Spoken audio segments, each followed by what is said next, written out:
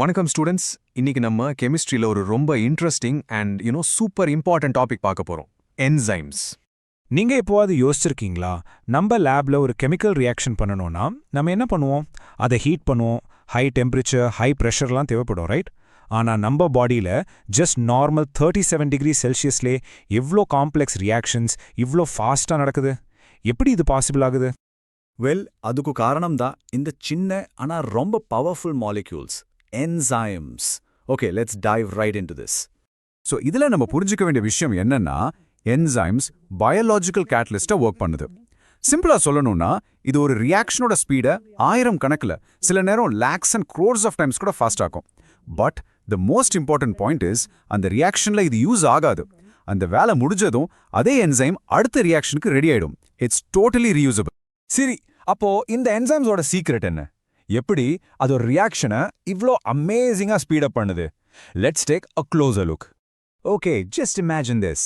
ஒரு ரியாக்ஷன் நடக்கணும்னா அந்த ரியாக்டன்ஸ்லாம் ஒரு பெரிய மலை ஏறி இன்னொரு பக்கம் போகணும்னு வச்சுக்கோங்க. இந்த மலை தான் ஆக்டிவேஷன் எனர்ஜி, கரெக்டா? இது ரொம்ப பெருசா இருந்தா மலை ஏற ரொம்ப நேரம் ஆகும், ரொம்ப எனர்ஜி தேவைப்படும். ஸோ ரியாக்ஷன் அஃப்கோர்ஸ் ரொம்ப ஸ்லோவா நடக்கும். பட் ஒரு என்சைம் என்ன பண்ணும் தெரியுமா? It's amazing. அந்த பெரிய மலைக்கு நடுவுல ஒரு டனல், ஒரு சுரங்கப்பாதை கிரியேட் பண்ணும். பார்த்துக்கோங்க, same starting point, same ending point தான். ஆனா இப்போ மலை ஏற தேவையே இல்லை. டனல் வழியா ஈஸியா சூப்பர் ஃபாஸ்டா போயிடலாம். அந்த ஹோல் ஜேர்னியை ரொம்ப சிம்பிள் ஆயிடும். அந்த ஐடியாவை தான் இந்த கிராஃப் பெர்ஃபெக்ட்டா காட்டுது. இங்க பாத்தீங்கன்னா என்சைம் இல்லாம அந்த ஆக்டிவேஷன் எனர்ஜி, அந்த மலை ரொம்ப உயரமா இருக்கும். ஆனா என்சைம் இருந்தா பாருங்க, அந்த எனர்ஜி பேரியர் எவ்வளோ கம்மியாயிடுச்சு. That's why the reaction becomes thousands or even millions of times faster. Okay, இதில் ஒரு இம்பார்ட்டன்ட் விஷயம் நம்ம கவனிக்கணும். ரொம்ப காமனாக ஸ்டூடெண்ட்ஸ் நினைப்பாங்க என்சைம்ஸ் ரியாக்ஷனுக்கு தேவையான எனர்ஜியா கொடுக்குதுன்னு. நோ, அது தப்பு. என்சைம்ஸ் ஒருபோதும் எனர்ஜியை கொடுக்கறது இல்ல, அது தேவையான எனர்ஜி பேரியரை குறைக்குது. Think of it this way, it's an accelerator, not a fuel source. அது அந்த ஷார்ட்கட் டனலை கிரியேட் பண்ணுது, அவ்வளோதான். So why do we even need this concept? Why is it so fundamental?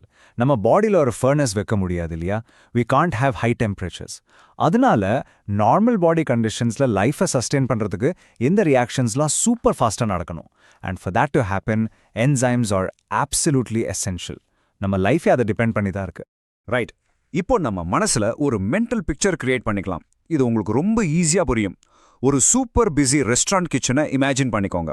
அங்க நடக்கிற வேலை தான் நம்ம பாடியில மாலிகுலர் லெவல்ல நடக்குது. Okay, let's break this down. First பார்த்துக்கோங்க, இங்க த ஷெஃப் அவர் தான் நம்ம என்சைம். அவர் ஒரு ஸ்பெஷலிஸ்ட். அந்த ஷெஃப்க்கு பிரியாணி மட்டும் தான் செய்ய தெரியும்னா அவர் அதை மட்டும் தான் செய்வார். He's highly specific, right?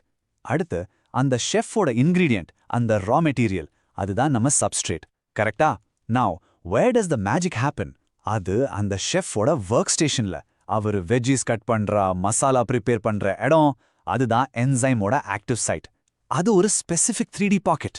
அங்கதான் அந்த இன்கிரீடியண்ட்டை கரெக்டா வச்சு ஒரு நியூ டிஷ்ஷா மாத்துவாரு. அண்ட் ஃபைனலி அந்த ஃபினிஷ்டு டிஷ் தான் நம்ம ப்ராடக்ட்.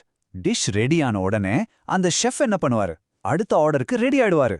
அவரு யூஸ் ஆக மாட்டாரு. The enzyme is reusable for the next cycle. See how it all connects? Okay, இப்போ யோசிச்சு பாருங்க. ஒருவேளை அந்த ஸ்பெசிஃபிக் பிரியாணி ஷெஃப், நம்ம என்சைம், அன்னைக்கு லீவ்ல இருக்காருன்னா என்ன ஆகும்?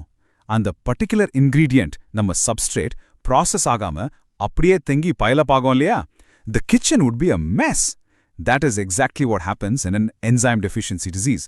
The substrate just accumulates, causing a lot of problems in the body.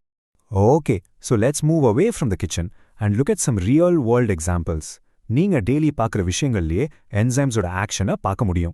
For example, லேப்ல நம்ம ஹைட்ரஜன் பெராக்சைடு சொல்யூஷன்ல கொஞ்சம் கேட்டலிஸ்ட்னு ஒரு என்சைமை ஆட் பண்ணா உடனே ஃபாஸ்டா நொர பொங்கி ஆக்சிஜன் கேஸ் பபிள்ஸ் வரும். அது அந்த என்சைமோட ஆக்ஷன் தான். இன்னொரு சூப்பர் காமன் எக்ஸாம்பிள், பால்ல இருக்கிற லாக்டோஸ்னு ஒரு சுகரை டைஜஸ்ட் பண்ற என்சைம் தான் லாக்டேஸ். சில பேருக்கு இந்த என்சைம் கம்மியா இருக்கும், அவங்கள தான் நம்ம லாக்டோஸ் இன்டாலரண்ட்னு சொல்றோம். Make sense, right? நம்ம கிச்சன் அனாலஜியை வச்சு ஒரு இன்ட்ரெஸ்டிங் ஐடியா பார்ப்போம். நீங்க நினைக்கலாம், okay, more chefs means more dishes faster, so more and more enzyme add பண்ணா ரியாக்ஷன் ஸ்பீட் இன்க்ரீஸ் ஆகிட்டே போகும்னு. பட் ஆக்சுவலி அது உண்மை இல்லை. Think about it. அந்த கிச்சன்ல போற அளவுக்கு இன்கிரீடியன்ஸ், யானி சப்ஸ்ட்ரேட் இல்லைன்னா அந்த ஷெஃப்ஸ் என்ன பண்ணுவாங்க? சும்மா வெயிட் பண்ணிட்டு தான் இருப்பாங்க இல்லையா? ஸோ ஒரு பாயிண்ட்டுக்கு மேலே even if you add more enzymes the speed won't increase. The rate becomes constant. சரிங்க students, let's quickly recap the most important points for your exam. இந்த டாப்பிக்கில் இது மட்டும் நல்ல ஞாபகம் வச்சுக்கோங்க. It's very easy. First, enzymes are biological catalysts that lower the activation energy. Simple, solanum nala tunnel through a mountain. Second, they're very specific. ஒரு chef ஒரு specific dish செய்யற மாதிரி. Third, என்னது ரொம்ப முக்கியம், அவங்களோட 3D shape, especially on the active site, is crucial. High temperature லையோ, extreme pH லையோ அந்த shape மாறி போச்சுனா, அது denatured item னு சொல்லுவோம். அப்போ, அந்த chef ஓட workstation damage ஆன மாதிரி, substrate correctா fit ஆகாது, and the enzyme will stop working. So பாத்தீங்களா, நீங்க இந்த கோர் ஐடியா, லோவரிங் தி ஆக்டிவேஷன் எனர்ஜி, அந்த கிச்சன் அனாலஜி அண்ட் அந்த லாக்டேஸ் எக்ஸாம்பிள், இதுங்க மட்டும் நல்லா ஞாபகம் வச்சுக்கிட்டா இந்த என்சைம்ஸ் டாபிக் உங்களுக்கு ரொம்ப ஈஸியாக ஃபீல் ஆகும். அந்த பெரிய மலையை யோசிச்சு பயப்படாதீங்க, அதில் இருக்கிற ஈஸியான டனலை யோசிங்க. All the best.